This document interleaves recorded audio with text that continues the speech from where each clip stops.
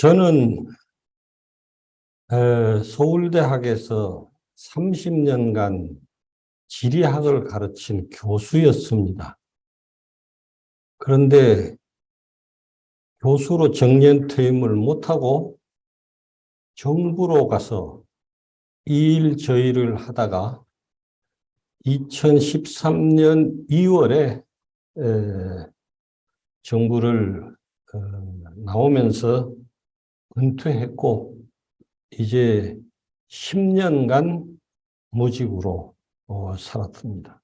10년 동안 연금으로 생활을 했고 아까 우리 테이블에서 얘기했는데 아무런 누구한테 돈을 받는 일을 하지 않았습니다. 육군사관학교에서 석좌교수라는 제도를 만들어 주어서 거기서 강의를 했는데 강사료도 육사발전기금으로 그냥 들어갔습니다. 돈을 받지 않는다는 것은 좀 서운한 일이긴 한데 그만큼 자유가 주어진다는 말이기도 합니다. 평생을 공직자로 살았기 때문에 해야 되는 일을 중심으로 주로 일을 했고, 그래서 은퇴 후에는 하고 싶은 일 또는 잘 할 수 있는 일, 이런 일만 골라서 하고 있었는데 생각해 보니까 그런 게 딱히 없더라고요. 그냥 글 쓰고 또 어디 가서 가끔 강의하고 이게 내가 하고 싶은 일이고 평생 했기 때문에 나름 잘하는 일이었습니다. 그렇게 지내다가 2018년 어느 날 갑자기 그 생각을 하니까 2019년이면은 독일에서 베를린 장벽이 무너진 지 30년이 된다. 그런 생각이 들었습니다. 내가 통일부 장관이라고 하다가 통일도 못하고 물러났는데 이러고 있을 게 아니라 뭘 그래도 통일을 위해서 내가 할 수 있는 일을 좀 해야 되겠다 하는 생각이 들어서 통일 30년 독일을 한번 다시 연구를 해보자. 이렇게 생각해서 2019년 1월에 독일로 갔습니다. 어떤 재단으로부터 초청을 받기는 했지만은 자유인으로서 초청은 왜 받았는가 하면은 현지 조사를 하려면 신원이 보장돼야 되기 때문에 초청을 받아서 사무실 하나 얻었었는데 정말 그 3등 국민 아무런 프레스티지도 아무런 것도 없고 그동안 40여 년 유학한 지 40여 년이 지나서 독일어도 녹슬고 돈도 많이 없고 알아주는 이도 없고 나이는 들어서 힘은 없고 그런 상태에서 꼬박 1년을 배낭을 메고 전 독일을 구동서독의 독일을 현지 조사를 했습니다.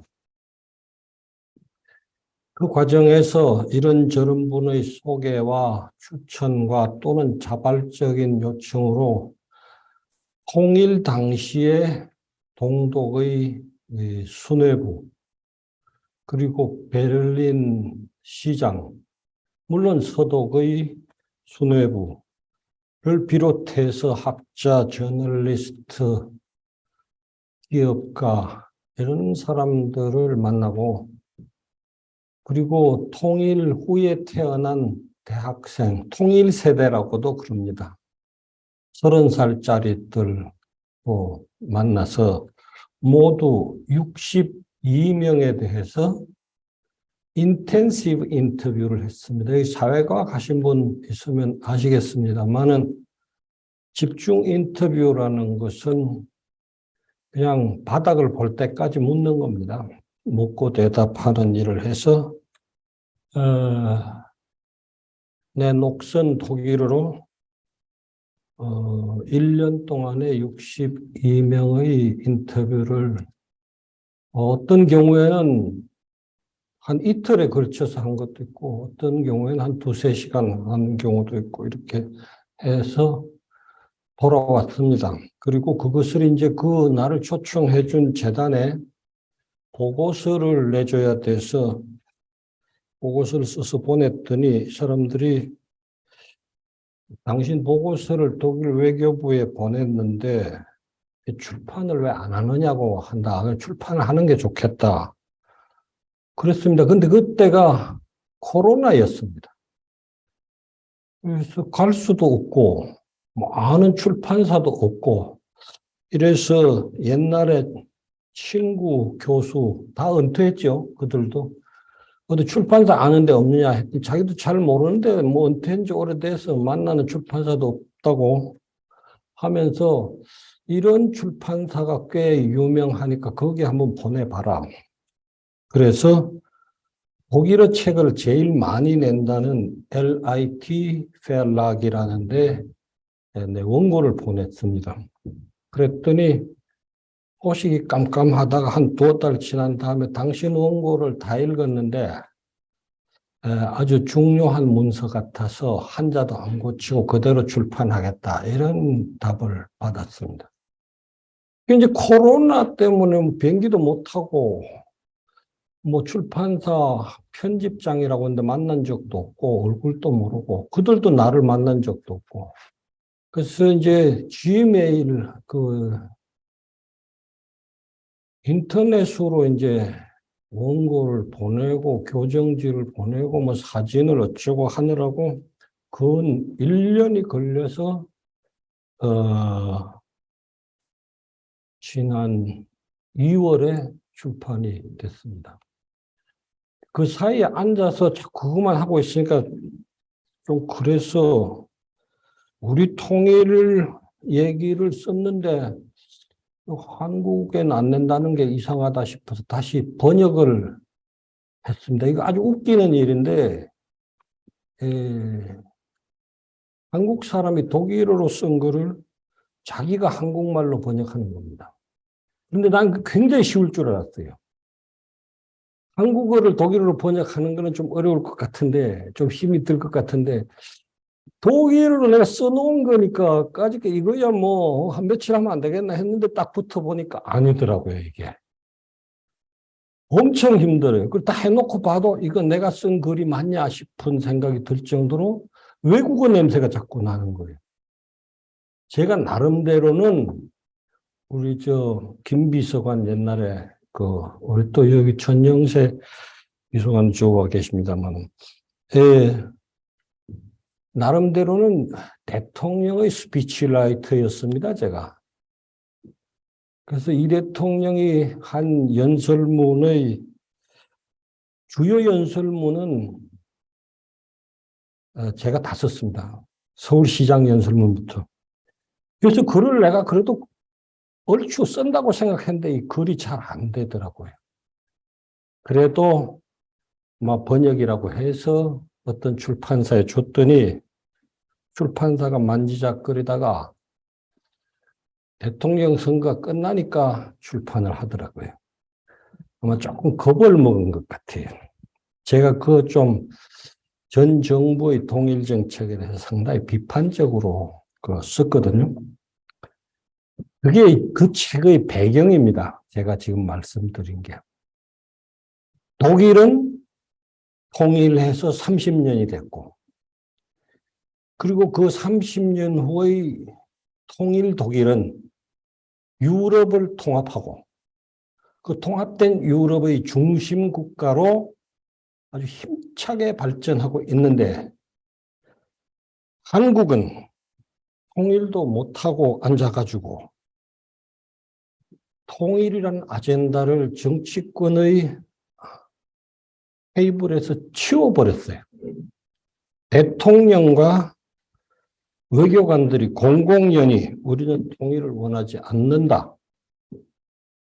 우리는 평화롭게 둘이 살기를 원하지 통일을 원하지 않는다. 이렇게 말하는 지경에 이르러 버린 거예요. 그래서 책에도 제가 썼습니다마는 뒤돌아봤습니다.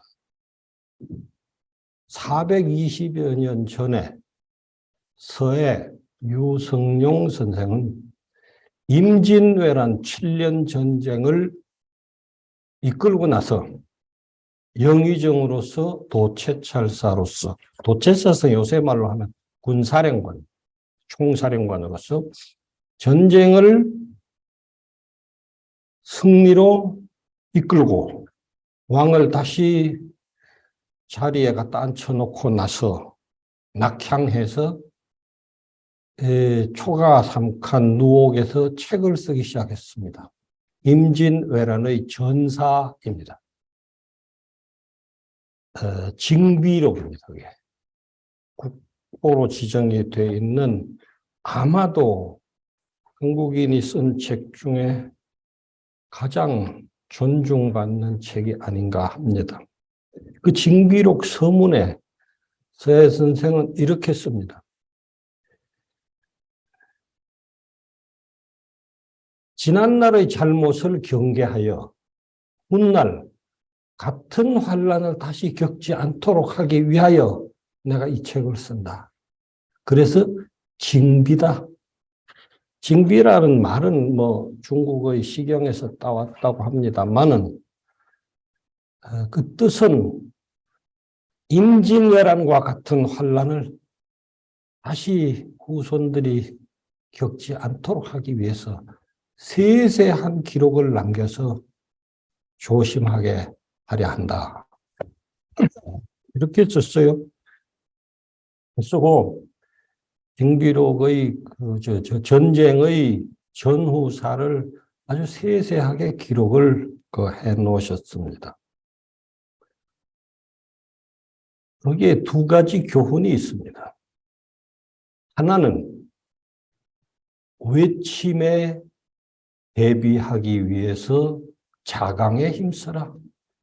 늘 외침에 대비하기 위해서 자강에 힘써야 한다. 둘째는 청과 외과, 조선반도의 분화를 획책해서 그것을 그 기도를 분쇄하느라고 고생이 참 많았다. 여차여차하게. 그러니 앞으로도 그런 기도가 있을 수 있는 것을 명심하고 국토가 분단되지 않도록 힘써라. 이렇게 말씀 두 가지 유계를 남기셨습니다. 지금 와서 420년 전의 유계를 다시 새겨보면은 후손은 같은 환란을 겪지 않도록 경계하라고 했음에도 나라를 지키지 못하고 다시 외침을 받아 주권을 잃었고 또 그토록 조심하라고 했는데 국토는 분단되어서 오늘에 이르고 있습니다. 저는 개인적으로 그 서해 선생의 12대 손입니다. 통일을 해보겠다고 장관을 했다가 못하고 물러나니까 부끄럽기 짝이 없는 거예요. 420년 전에 한 말씀을, 12대 전에 한 말씀을 그걸 바로잡지도 못하는 후손이 얼마나 부끄럽겠습니까? 그래서 과거에서 배우지 못했다. 과거에서 배우지 못하는 사람에게는 미래가 없다고 말을 합니다. 그러나 나는 그렇게 생각하지 않습니다. 과거에서 배우지 못했으면은 미래에서라도 배워야 한다. 그런데 오지 않은 미래가 어디 있겠느냐? 오지 않은 미래가 있습니다. 그거는 뭔가 하면은 우리보다 앞서서 우리가 가려고 했던 그런 나라를 만드는 사람들이 있다면은 그것을 보고 배워야 한다는 거예요. 그게 우리의 미래입니다. 우리가 통일하려고 했는데 같이 2차 대전 후에 분단돼서 같이 통일을 염원했는데 한 나라가 성공적으로 했고 통일 후에 다시 통합에 성공해서 훌륭하게 발전하고 있다면 그것이 우리의 미래가 될 수 있다. 그래서 미래로부터 배우자 하는 생각을 했습니다. 그리고 미래로부터 배운다는 것은 과거로부터 자신의 과거로부터 배우는 것을 성찰이라고 합니다. 저는 성찰이란 말 별로 좋아 안 합니다. 정치인들이 걸핏하면 성찰한다고 그러는 바람에 그 좋은 말을 저는 안 씁니다, 평소에. 성찰한다 그러고는 안 해요. 똑같은 짓을 계속하기 때문에 제가 공직에 있을 때도 봤고 그 후에도 봐도 성찰 안 해요, 정치인들. 그냥 합니다. 그 아주 싫어하는 말인데 과거로부터 배운다는 과거를 반성해서 미래의 행동의 지침으로 삼는 것을 비추어 본다고 해서 리플렉션, 성찰이라고 합니다. 그래서 독일어로 제가 그 성찰이라고 썼어요. 책 제목을. 그런데 우리의 과거로부터 배운 게 아니라 미래로부터 배운다는 뜻에서 제3자의 과거로부터 배우기 때문에 제3의 성찰이라고 했습니다. Die dritte Reflexion이라고 했어요. 그리고 그걸 번역을 하려고 보니까 성찰 외에 다른 말이 없어요. 그래서 저희 한국어판 책 이름이 제3의 성찰, 자유와 통일입니다. 그러면은 독일 사람들이 물론 뭐 통계학적으로 이 사람들이 정확히 독일인들의 인식을 반영하느냐 하는 데 대해서는 여러 가지 얘기를 할 수 있습니다만은 정성적으로 보면은 통일을 담당했던 사람들, 통일을 취재했던 기자들, 통일을 연구한 학자들, 뭐 이 정도 사람들이 하는 얘기가 그래도 옳지 않겠느냐 하는 생각으로 이 사람들 62명이 한 얘기를 종합해서 재해석을 했습니다. 그래서 독일 통일의 교훈을 12가지로 보충해냈습니다. 그 책에 소개를 해놨는데 뭐 시간상 일일이 얘기하는 거는 생략하겠습니다. 그 12가지를 요약을 하면 뭐냐? 요약을 하면 자유와 통일입니다. 자유와 통일. 얼핏 들으면 자유라는 게 있고 통일이라는 게 있는 것 같이 들리지만 이 말은 그 어원이 매우 의미가 있습니다.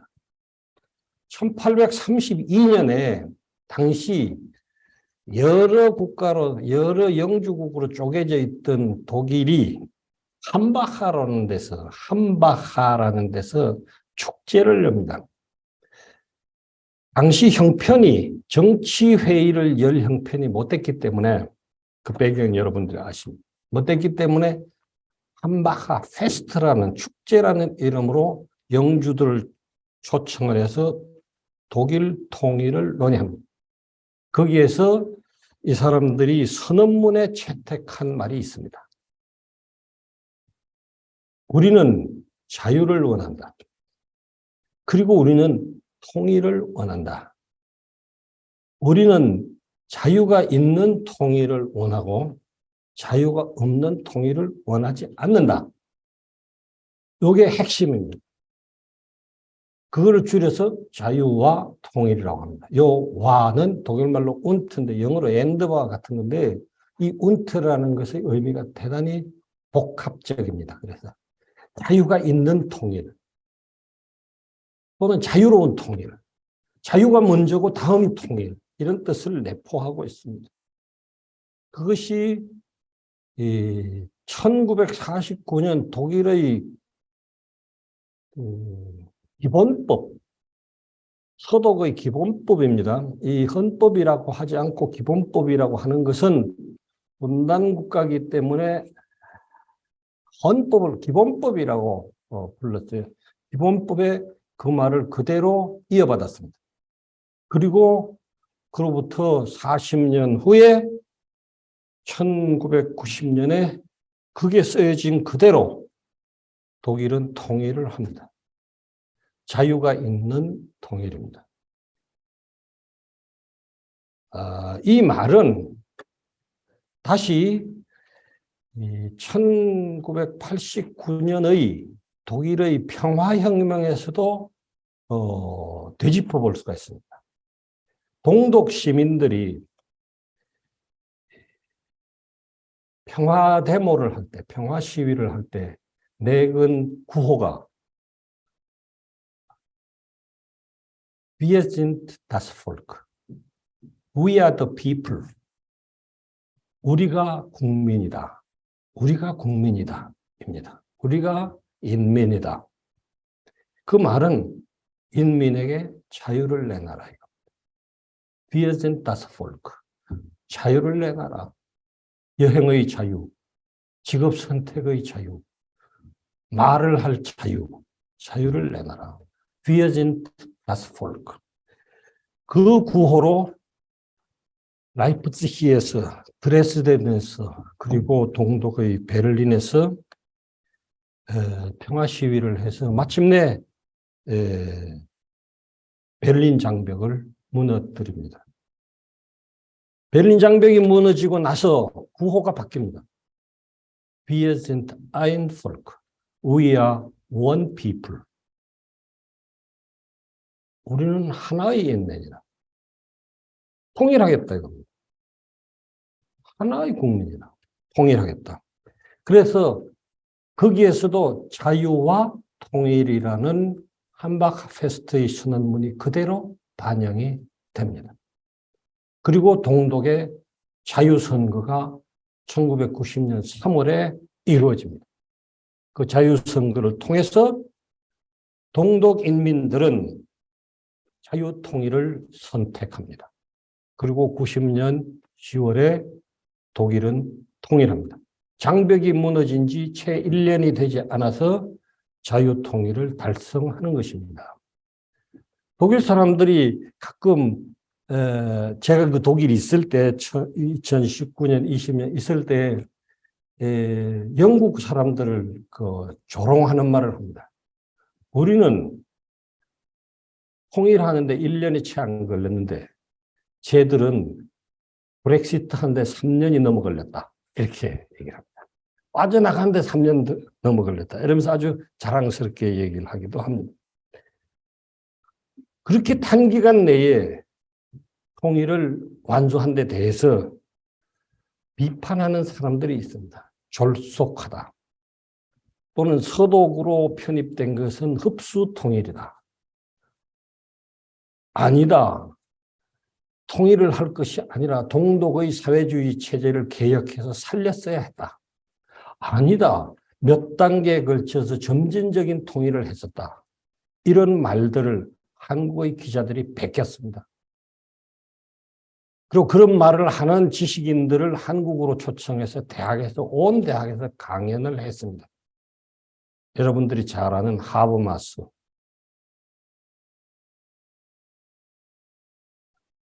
물론 빌리 브란트도 그 중에 한 사람입니다. 당시 사민당의 주도적인 인물들, 그리고 좌파 지식인들, 귄터 그라스 같은 노벨상 수상한 문인들 전부 독일 통일을 반대했습니다. 그런 이유들을 대면서 30년 후에 그들은 입을 닫았습니다. 아무도 반대하는 사람이 없습니다. 아무도 실패라고 얘기하지 않습니다. 이제 다시 기자들이 묻습니다. 당신은 그때 왜 통일을 반대했느냐? 라폰테인이라고 그때 사민당 당수하던 사람은 지금 사알란트에서 조그마한 지방의회의 의원을 하고 있으면서 이렇게 말합니다. 그때 사실은 반대한 게 아니라 내놓고 찬성하면은 영국이나 프랑스가 고약하게 대들까봐 그랬다. 뭐 이런, 또는 뭐 동독의 충격이 너무 크게 갈 것 같아서 그랬다. 뭐 이런 말도 안 되는 궤변을 늘어놓으면서 당시의 반대를 덮어 버리려고 합니다. 우리가 독일 통일에 상당한 공을 세운 것으로 평가하는 우리 언론이나 정치권에서 빌리 브란트는 통일이 되기 직전까지 독일 통일을 얘기하는 것은 자기 기만이다. 이렇게 얘기했어요.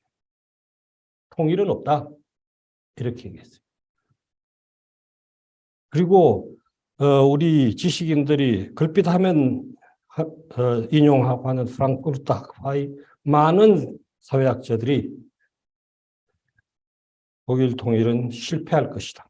이것은 큰 재앙이다. 이렇게 얘기했어요. 그러나 독일은 통일의 부담을 2005년에 가서 완전히 틀어버리고, 다시 말하면 15년에 걸려서 통일의 짐을 완전히 벗어버리고 2004년, 5년부터는 전 유럽에서 가장 빠른 경제 성장 속도를 보입니다. 제가 조사하던 2020년 당시 독일은 완전 고용 상태였습니다. 거꾸로 서독에서 동독으로 이주하는 사람의 수가 동독에서 서독으로 이주하는 사람의 수를 넘어설 만큼 동독은 빛나는 발전을 이룩하고 있습니다. 다만 문제가 전혀 없는 건 아닙니다. 동독 출신 사람들이 아직도 차별받고 있다고 느낀다든지 재산 형성에 있어서 여러 가지 불이익을 당하고 있다든지 하는 그런 일들이 남아 있습니다. 그래서 독일 통일을 이렇게 말합니다. 학자들은 Erfolgreich, aber unzufrieden. 그 말은 무슨 말인가 하면 successful but unsatisfied. 성공적이지만 아직도 불만이 좀 남아있다 이겁니다. 어느 수준이나 통계 수치로는 말할 수 없습니다만은 소득과 자산 그리고 연금 등등을 통계화할 수 있는 것으로 보면 현재 대략 80% 남짓 수준을 따라갔습니다. 동독 시민들의 복지 수준이 부서독 주민들의 복지 수준을 80% 이상 따라갔습니다. 놀라운 일입니다. 30년 만에. 어느 정도였느냐? 어느 정도였느냐? 동독에서 가장 빨리 달리는 기차가 시속 40km였습니다. 통일 당시에. 서독에서 가장 빨리 달리는 기차는 320km였습니다. 라이프치히 대학은 문을 열고 대학을 어떻게 구해보려고 애를 쓰고 애를 쓰다가 결국 문을 닫았습니다. 제가 방문했던 통일 당시의 라이프치히 대학에서는 총장이 저보고 이렇게 얘기했습니다. 의과대학이라도 동독의 대학을 살렸으면 좋겠다. 동독의 라이프치히 대학을 살렸으면 좋겠다. 그런데 의대를 살리려고 보니까 시설이 소독 의과대학의 수준을 따라가지 못한다. 그래서 그 시설을 전부 다 넣기로 했다. 그래서 모든 장비를 다 사가지고 넣으려고 하니까 문이 작아서 안 들어가더라. 그래서 문을 다시 넓히고 들어가서 설치를 하니까 전기가 약해서 가동이 안 되더라. 전기를 전압을 올리려고 하니까 벽 속에 전선이 들어가 있어서 벽을 뜯으니까 건물이 무너지더라. 현대의학을 이해하는 의과대학 교수가 없었다. 이념의 문제가 아니다, 이거는. 수술하는데 무슨 이념이 필요하냐. 그래서 대학을 폐쇄했습니다. 폐쇄해야 그 많은 대학 교수를 해임할 수가 있습니다. 대학 교수 얼마나 많았느냐. 지리학과를 예로 들겠습니다. 서울대학 지리학과의 교수가 현재 12명입니다. 서울대학에. 본대학의 지리학 교수가 16인가 그랬습니다. 라이프치히 대학, 동독의 라이프치히 대학 지리학 교수가 110명이었습니다. 출근하는 사람은 5명입니다. 그럼 나머지 105명은 뭐 하느냐? 택시 운전하고 뭐 시내 돌아다닙니다. 왜 그럼 교수냐? 졸업을 하고 취직이 안 돼서 대학원을 졸업했는데 역시 취직이 안 되니까 교수로 임명했다는 겁니다. 그런 나라가 되겠어요? 그런 대학이 되겠어요? 제가 이번에 2019년에 다시 가봤습니다. 라이프치히 대학. 반짝반짝합니다.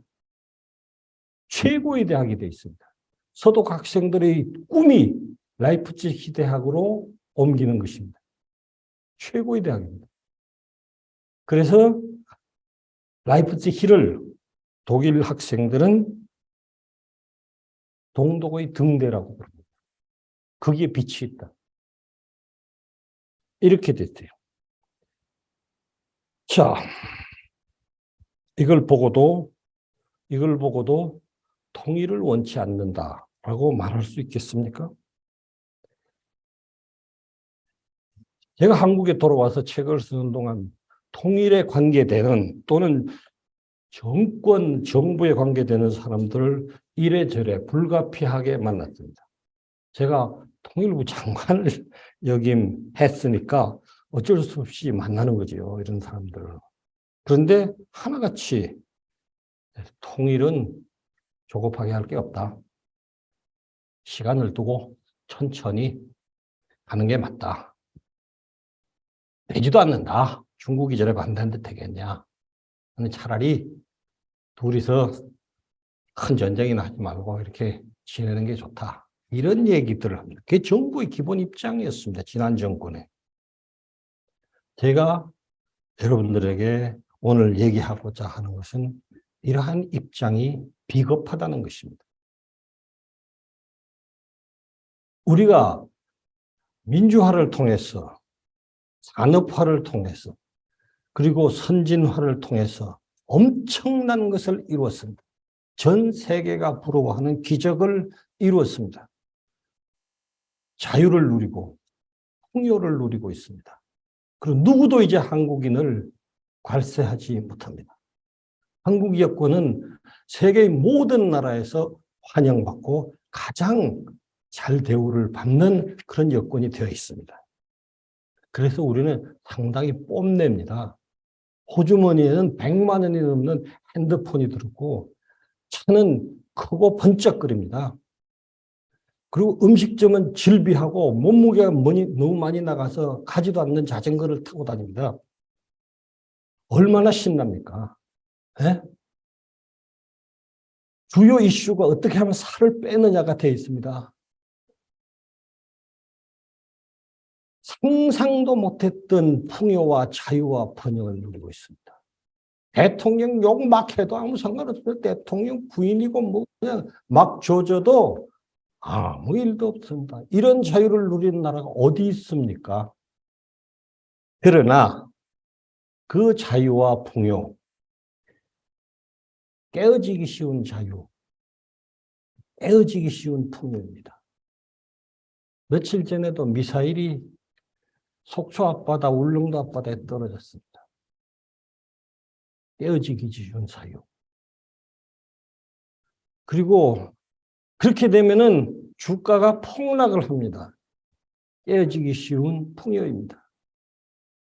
더구나 우리의 형제라고 늘 부르는 북한의 2,500만 중에 99%가 자유를 잃고 억압 속에 살아가고 있습니다. 그거를 모른다고 하면 되겠습니까? 나는 자유롭고 나는 배부르니까 니들이 굶어 죽고 맞아 죽든 나는 모른다. 이렇게 말할 수 있습니까?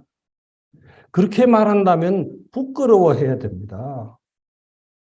그렇게 말한다면 역사 앞에 부끄러워해야 되고 세계 앞에서 부끄러워해야 됩니다. 20세기와 21세기의 한국인들, 부끄러워할 그 사람들의 줄 맨 앞줄에 제가 있습니다. 그것을 인정합니다. 그러나 부끄러운 줄도 모르는 사람들이 대부분입니다. 특히 지식인들, 정치인들. 통일을 테이블에서 치워놓고도 부끄러운 줄을 몰라요. 한국인들이 통일국가에 산 지가 1300년이 넘었습니다. 통일신라 시대부터입니다. 같은 말을 쓰고 같이 웃고 같이 울고 같이 전쟁을 치르고 같이 평화를 구가하던 그 한국인들이 1300년을 함께 살았습니다.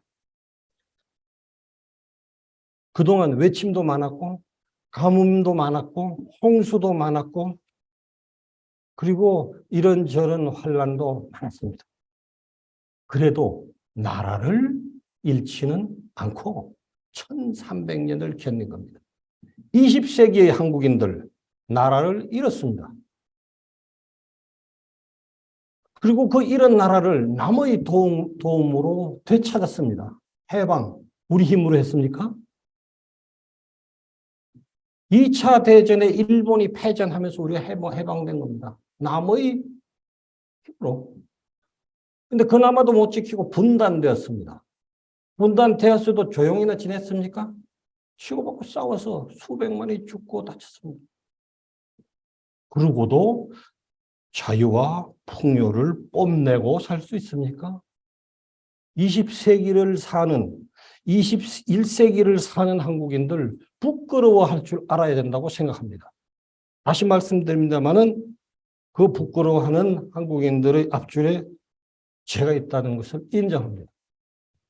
그러나 부끄러운 줄은 알아야 된다. 이거. 지구상에서 분단되어 사는 유일한 민족이 한민족입니다. 독일은 전쟁을 일으킨 전범국으로서도 통일했습니다.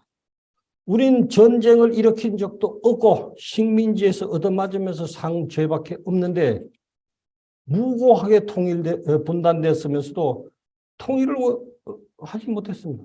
그리고 통일을 원치도 않습니다. 이제 이게 말이 됩니까? 그러고도 세계 앞에 나가서 뭐라고 말할 수 있습니까? 우리가? 우리보다 훨씬 못 사는 나라들, 아프리카, 중남미에 훨씬 못 사는 나라들, 아시아의 대부분의 나라들, 우리보다 못 삽니다. 한국을 부러워합니다. 그러나 그들 앞에 우리가 당당할 수 있습니까? 자유와 통일, 독일에서 배워서 우리의 미래에 투영해야 합니다. 저는 윤석열 대통령이 취임하면서 자유를 강조한 것을 훌륭하다고 생각했습니다. 그리고 그것을 광복절에 또 하고 유엔에 가서 또 해서 그 훌륭한 일을 계속하는 건 좋다고 생각했습니다. 그러나 자유의 제1장만 얘기하고 있습니다. 자유의 제1장이 뭡니까? 자유를 쟁취해서 지키고 누리는 것입니다. 그거 하자는 거예요. 맞아요. 그래서 자유민주 체제를 지키자는 겁니다. 맞아요. 제1장입니다. 자유에는 2장, 3장이 있습니다. 제2장은 자유의 제2장은 나의 자유가 소중한 만큼 너의 자유, 개인의 자유도 중요하다는 것입니다. 이것을 인정해야 됩니다. 이게 2장입니다. 그 말은 남의 자유를 침해하는 자유는 나한테 없다는 겁니다. 이것이 자유민주적 기본 질서의 핵심입니다. 하면은 알 권리, 무슨 무엇의 자유, 표현했는데 상대방이 그걸로 해서 상처받고 그걸로 해서 무너진다면은 그게 자유입니까? 그건 자유가 아닙니다. 그런 자유는 없습니다, 우리한테. 1장이 나의 자유를 쟁취하고 싸워서 얻고 그것을 지키고 그것을 누려야 한다는 것이라면 2장은 타인의 자유도 중요하다 하는 것입니다. 3장은 있습니다. 3장은 자유를 갖지 못한 사람들을 위해서 그들의 자유를 위해서 힘써야 한다는 것입니다. 왜냐하면은 자유라는 보편적 가치는 국경과 이데올로기를 넘어섭니다.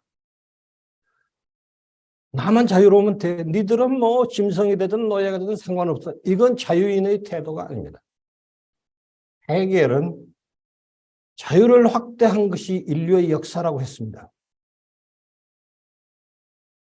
하물며 우리의 같은 민족이고 우리의 형제이며 우리의 흩어진 가족인 북한 주민의 대부분이 자유 없이 고통받고 있는데 그거 모른다?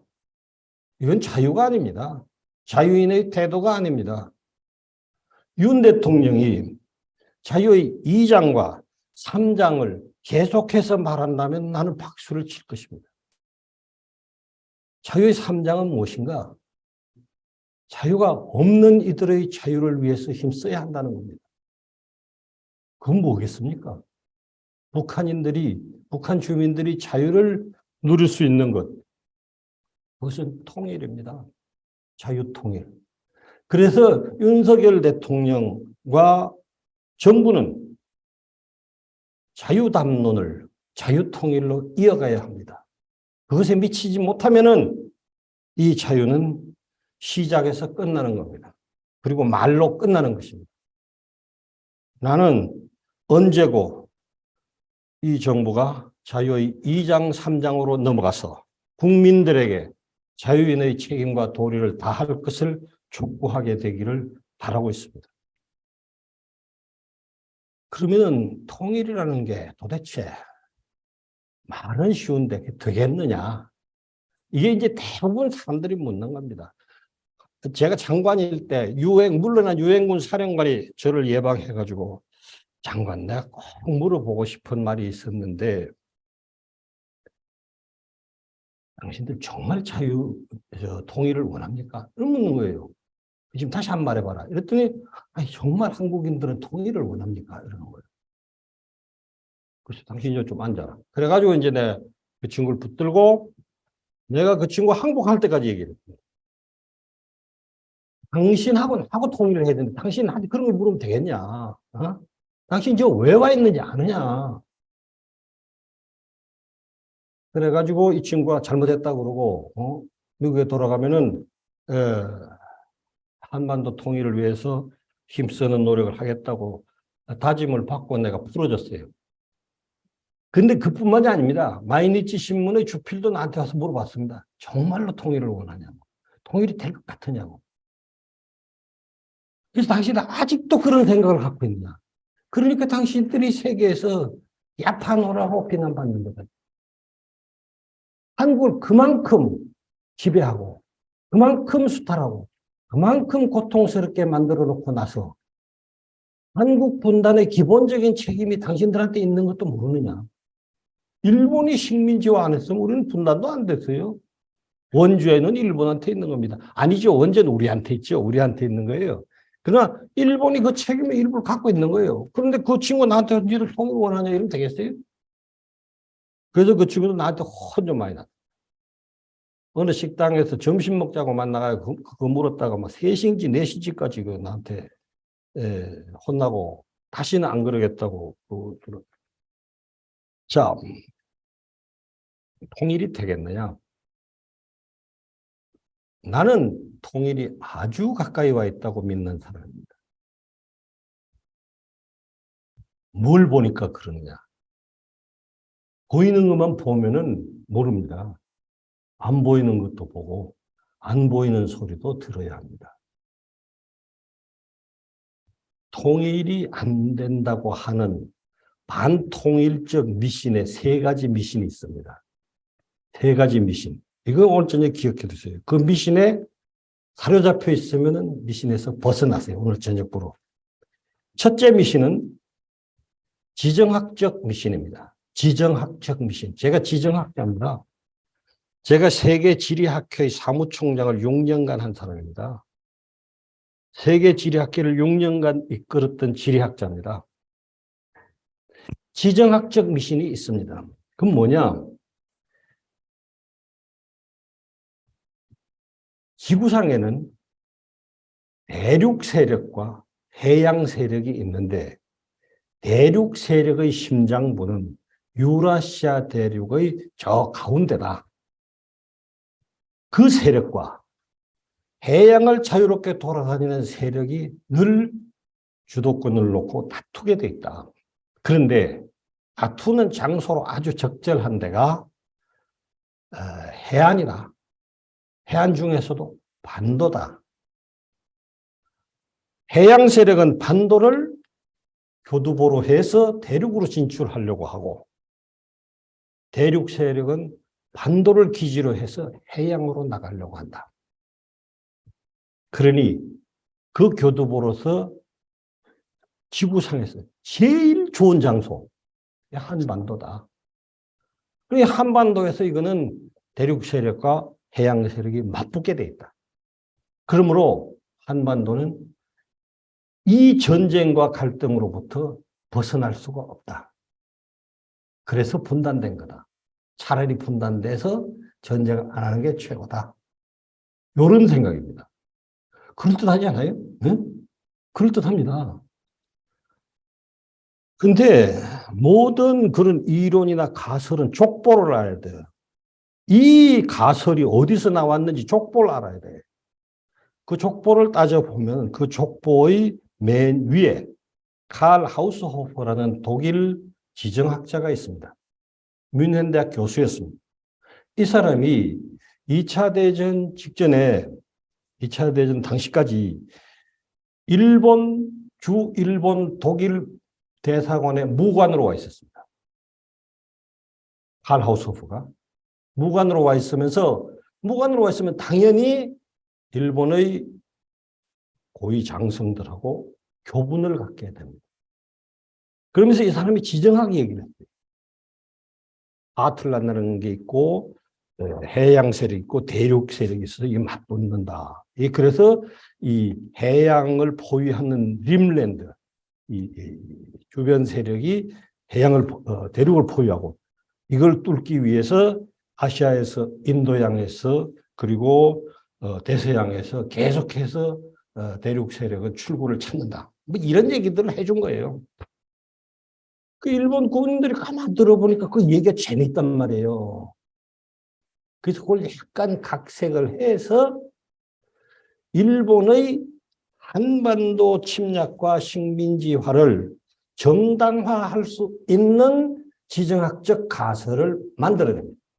그리고 조선 총독부가 앞장서서 한국의 역사학자들에게 주입을 합니다. 그래서 우리나라에서 이렇다는 역사학자들이 쓴 역사책의 맨 앞에 보면은 한반도 위치론이라는 챕터가 있습니다. 관계적 위치, 무슨 위치, 뭐 해놓고 나서 대개 결론은 일본의 이 사이비 지정학 가설을 그대로 소개하고 있습니다. 뭘 하고 있는지도 모르는 거예요, 이 사람들이. 직업이 역사학자지 역사의식이 없는 혼 빠진, 그 말이 딱 맞습니다. 얼 빠진 역사학자들이 역사책 맨 앞에다가 해양 세력과 대륙 세력이 교차하는 지역으로서 분쟁이 끊임없이 일어날 수 있다. 이렇게 쓰는 겁니다. 이걸 얼 빠졌다고 그러는 거예요. 얼 빠진 게 뭐죠? 얼이 빠진 놈이라는 거예요. 얼 빠진 것들이 그 얘기를 계속하는 겁니다. 그래가지고 이제 가르쳐요. 가르치니까 이것들이 전부 교사가 돼서 나가서 열심히 가르친 겁니다. 나도 배웠어요, 그렇게. 그리고 고시 공부할 때 그 앞에 역사책 맨 앞에 보면 그게 나와 있습니다. 전부 고시 공부하는 애들이 달달 외요. 검사, 판사, 변호사, 대학 교수 전부 다 그 생각이 다 들어갔어요.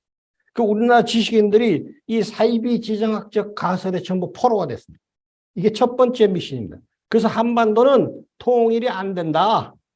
이건 지정학적인 운명이다. 이걸 결정론이라고 합니다. 디터미니즘. 이것을 극복하지 않으면 안 됩니다. 극복을 어떻게 하느냐? 제가 이제 두 가지만 얘기할게요. 반도가 잘못됐다면 한반도만 식민지가 될 게 아니라 다른 반도도 식민지가 돼야 되잖아요. 이게 이제 귀납법이라는 겁니다. 반도가 여러 개 있으면 나머지 반도도 잘못돼야지 그 말이 맞는 거예요. 근데 보세요. 반도 중에 제일 큰 반도가 스칸디나비아 반도입니다.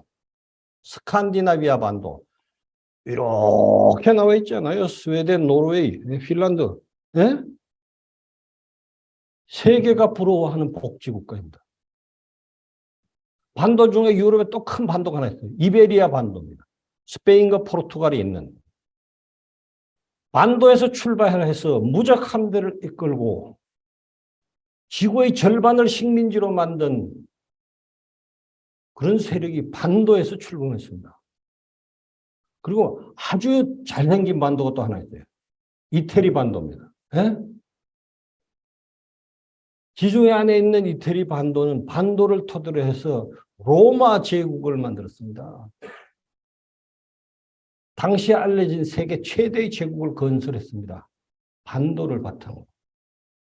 캘리포니아 반도, 미국에서 제일 잘 사는 반도입니다. 플로리다 반도, 미국에서 천당 아래 있는 반도입니다. 뭐가 잘못됐어요? 다른 반도 다 잘됐잖아요. 말레이시아 반도, 동남아에 제일 잘 삽니다. 뭐가 잘못됐어요? 한반도만 잘못된 거예요, 지금. 한반도만. 그럼 그 가설이 틀린 거 아니에요? 그럼 이론적으로 왜 그러냐? 이론적으로. 그 귀납적으로, 연역적으로는 그런데, 귀납적으로는 그런데, 이론적으로는 그럼 뭐가 잘못됐냐, 이 가설에. 이 가설의 함정이 하나 있습니다. 해양 세력과 대륙 세력만 가정하고, 반도에는 세력이 없는 것으로 전제하고 있는 거예요. 반도에는 주인이 없는 것으로. 반도에는 머저리만 사는 것으로. 이게 식민사관의 핵심입니다. 반도 사람들이 정신 차리고 주인 행세를 제대로 할 때 그 반도는 내륙보다도 해양의 섬보다도 훨씬 좋은 땅입니다. 나는 그래서 세계에서 가장 전략적으로 요충이 되는 땅이 어디냐 하면 한반도라고 합니다. 제가 그 증명을 해볼까요? 그거 오래 걸립니다. 지리학자가 하는. 그 반도에 대한 지정학적 결정은 틀린 거다. 그 사기다. 이미 2차 대전 당시에 기각된 가설이다. 그걸 아직도 읊고 있는 얼빠진 지식인들이 있다. 그게 첫 번째 미신입니다. 두 번째 미신은 중국이 반대하니까 안 된다는 겁니다. 중국이 반대하는데 통일이 되겠냐. 이것도 지식인들의 지식. 지식인들이 다 그렇게 믿고 있어요. 요거를 나는 뭐라고 부르는가 하면 신사대주의라고 합니다. 우리가 5,000년 동안이나 중국이 하자는 대로 했어요. 5,000년이나. 그래서 이 꼴이 된 겁니다. 대국이라고 섬길 것이 아니라 대국은 대국답게 행동을 하고 작은 나라는 작은 나라지만 할 말을 할 수 있어야 되는 겁니다. 덩치가 크다고 대국입니까? 노라고 말할 수 있어야 돼요. 저는 중국 대사를 지낸 사람입니다. 중국의 여러 대학을 다니면서 강연을 했어요. 한번 길림대학에 가서 강연을 하는데 한국과 중국은 서로가 서로를 보완하면서 상생공영해야 된다. 그리고 한국과 중국은 국경을 맞대고 있는 나라로서 잘 지내야 된다. 이런 얘기를 했대요. 당연한 얘기죠, 대사가. 길림대학 강당에서 하는 얘기인데. 그랬더니 질문을 합니다. 학생이었는지 뭐 에이전트였는지 공산당원인지 그건 알 수가 없는데 질문을 하는데 대사가 말이지. 한중이 잘 지내야 된다고 상생공영하자고 했는데 아니 사우스코리아는 미국과 군사동맹을 맺고 있으면서 중국과 잘 지내자고 하는 것이 그게 거짓말 아니냐. 이렇게 나한테 이제 질문을 합니다. 이렇게. 이보다 훨씬 큰 강단. 그래서 이제 잘 됐다 싶었대요. 잘 됐다. 그래. 내가 이랬어요. 한미 군사동맹은 역사적 배경이 있다. 그 역사적 배경을 알면은 그런 질문을 못할 것이다. 한국 대사한테. 학생은 그 역사적 배경을 아는가? 조용해요. 내가 말한 역사적 배경이란 중국이란 국가 이름도 걸지 못하고 자발적인 의용군이라고 해가지고 중국 군대를 한국전에 투입한 겁니다. 그래가지고 우리가 통일도 못한 거예요. 우리 군인들이 얼마나 많이 죽었어요, 중공군한테. 그 중공 깃발도 없어요, 그거. 몰래 창피하니까 숨어서 그렇게 해가지고 한국전에 참전을 했던 겁니다. 중국이. 그랬기 때문에 한미동맹이 만들어진 거예요. 그래 놓고 한미동맹 때문에 뭐 안 된다고요? 그런 말 하면 안 되지. 니들이 남은 나라 전쟁에 뛰어들지 말았어야지. 그게 핵심입니다. 조용하더라고요. 알아서 조용했는지 몰라서 조용했는지 모르지만 조용하더라고요. 그 다음에 제가 이런 얘기를 해요. 학생, 두 번째 얘기는, 내 두 번째 답은 적의 친구는 나의 적이다. 적은 나의 친구다. 뭐 이런 이분법적 사고. 그걸 못 벗어난 걸 보면은 학생이 만약에 서울대학에서 내 학생이었다면 학점은 C다, C. B라도 받으려면은 국제관계가 훨씬 다층 복합적이라는 걸 이해해야 된다. 중국과 한국은 경제 부문에서, 문화 부문에서, 민간 부문에서 얼마든지 가까워지고 교류 협력할 수가 있다. 서로의 이익을 위해서. 그리고 군사 정치 부문에서 서로 충돌하는 부분이 있으면 서로 이해를 하고 양해를 구하고 서로 절충할 수 있다. 그것이 현대국가의 관계다. 복합 중층적이라는 거 아느냐. 학생이 질문하는 거 보니까 길림대학 학생 공부 좀 더 해야 되겠다. 서울대학에 오면은 C다. 네, 이렇게 얘기해요. 그다음 조용하더라고요. 그 우리 이제 대사관 직원들이 앞줄에 앉아 있는데 전부 다 얼굴이 이제 사색이 됐어요. 길림성이요. 중국에서 가장 호전적인 공산당에 있는 겁니다. 특히 한국에 대해서 한국전에 참전한 군대가 길림성 장춘 군대였어요. 그거에 가서 대사가 대놓고 그냥 질러버렸으니까 우리 대사관에 뭐 참사관들, 공사들이 얼굴이 하얗게 해가지고. 그 이제 강의 끝났어요. 끝나니까 막 달려나오는 거예요. 그래서 난 여러분들이 나를 좀 패로나 이제 그래 패면 내가 맞지만은 그러지 못할 거야 너희들이 이렇게 딱 교수인데 딱 오더니 막 팔짱을 끼고 사진 찍자는 거예요. 사진을 내가 30분 동안 찍었어요.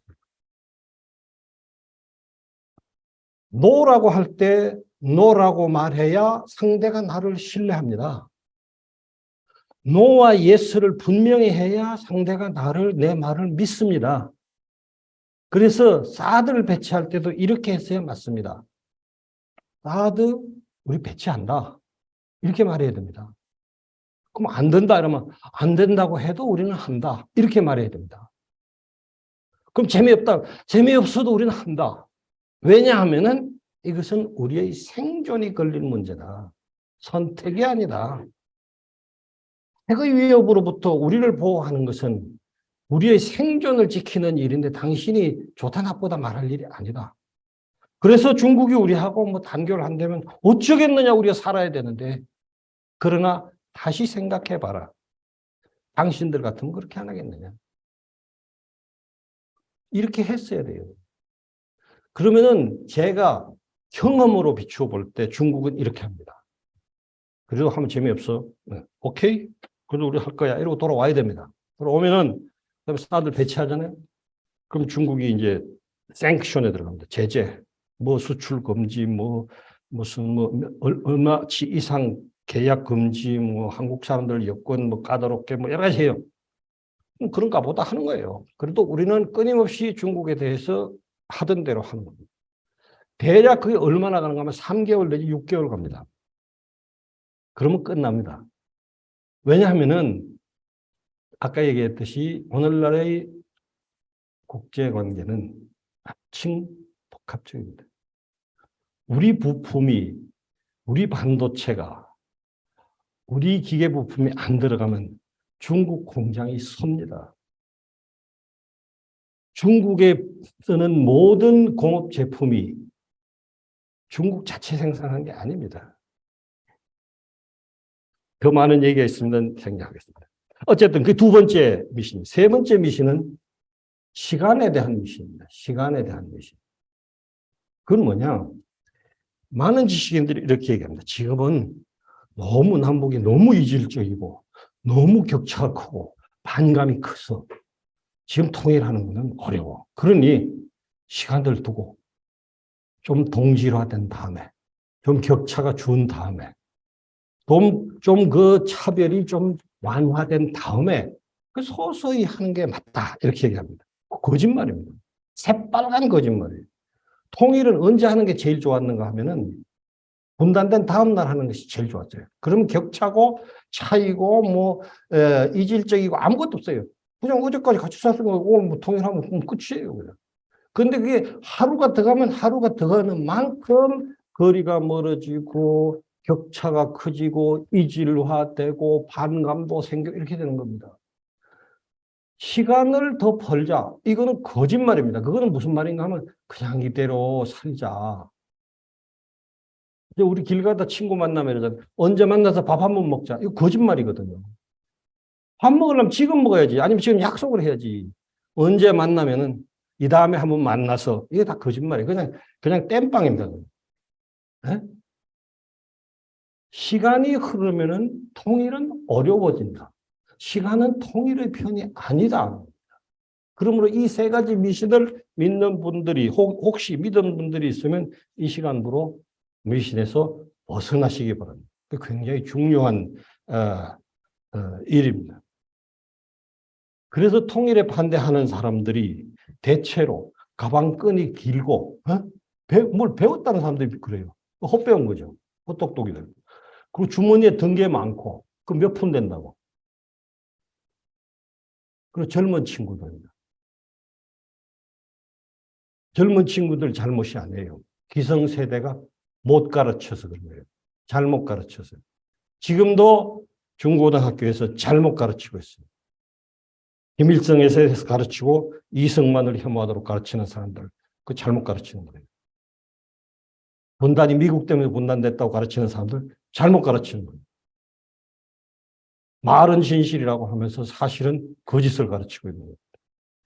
미실에서 벗어나야 됩니다. 자, 그러면은 통일이 가까웠다는 건 뭘 보면 아느냐. 세계 질서의 판이 흔들리고 있습니다. 세계 질서의 판이 이게 미국 제일로 갈지, 미국이 역시 세계 경찰을 할지, 자유무역으로 갈지, 보호무역으로 할지 갈팡질팡하고 있습니다. 그러는 사이에 러시아는 우크라이나를 침공했습니다. 그러는 사이에 중국은 때가 됐다 싶으니까 타이완을 무력 침공하겠다고 떠들고 있습니다. 북한은 미사일을 마구 쏴댑니다. 돈도 없는 것들이. 이번에 쏜 미사일이 2년치 쌀값이랍니다. 세상에 몇백만을 굶겨 죽이면서 이런 일이 벌어지고 있습니다. 이게 다 뭔가 문명의 변화가 일어나면서 흔들리고 있는 거예요.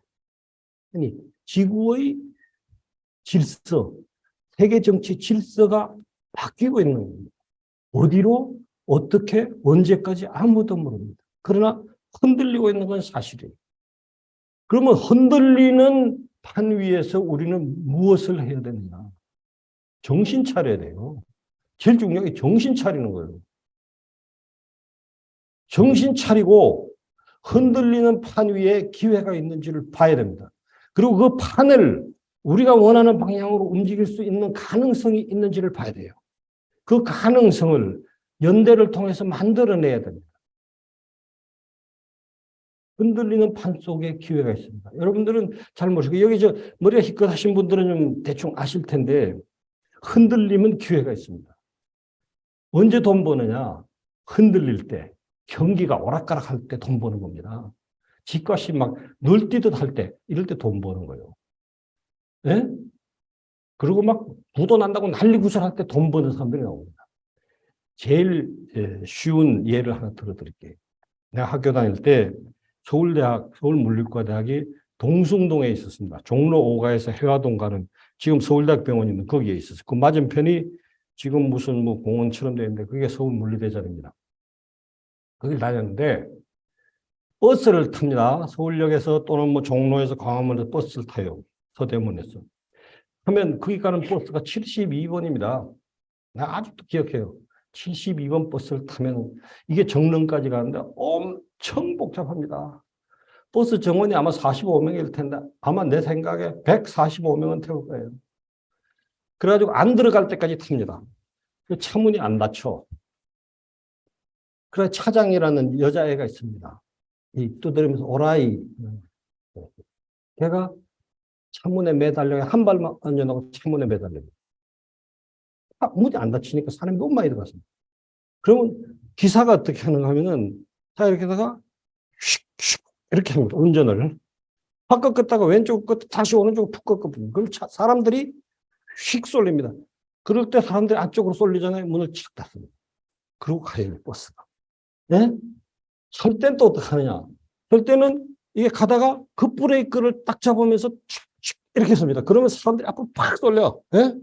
그럼 뒷문으로 내리면 됩니다. 이게 이제 노하우예요. 그 많은 버스를 운행하는 기사들의 노하우고. 그게 이제 가난하고 돈 없고 몸 약한 이제 서울대 학생은 발을 들면 안 돼. 발을 들면 다시 놓을 자리가 없어요. 네? 발을 하여튼 땅에 묻히고 있어야 되는데 이게 하다 보면 발이 틀어지잖아요. 그럼 발이 갈 데가 없어요. 놓을 데가 없어요. 그래가지고 이제 하여튼 그 동숭몽역까지 가는데 버스 정거장까지 한 번은 내리는데 토지문은 막 그냥 소리 지르고 내린다고 소리 지르고 어떻게 해야 나왔는데 가방이 껌만 따라 나왔더라고요. 응? 이게 많은 버스였어요. 당시 우리가 대학 다닐 때 많은 버스였어요. 그런데 그때 나한테 가르쳐 준 게 있습니다. 흔들면은 자리가 난다. 어? 그 기사가 아는 거예요. 질서가 흔들리면 기회가 생기는 겁니다. 발을 놓을 뿐만 아니라 움직일 자리를 이동할 수 있는 공간이 생기는 거예요. 흔들리는 판 위에서 기회가 있다. 독일은 어떤 기회를 봤습니까? 미소 군축 회담이 유럽의 질서를 흔들기 시작했을 때 그때 기회를 본 겁니다. 그때 소련이 흔들렸고 흔들리는 틈을 포착한 겁니다. 그 통일합니다. 자, 이제 질서는 흔들리고 기회는 왔습니다. 물론 위기도 함께 옵니다. 우리가 깨어 있어서 그 기회를 포착하고 그리고 과단성 있게 그 기회를 살려간다면 통일할 수 있습니다. 문제는 기회가 없는 게 아니라 통일의 의지가 흔들리고 있다는 것. 정치권에서 그리고 국민들 사이에서 이것을 바로잡는 것이 지금의 우리 정치의 과제입니다. 제 책은 그런 생각으로 쓰여진 책이었습니다. 여러분 감사합니다.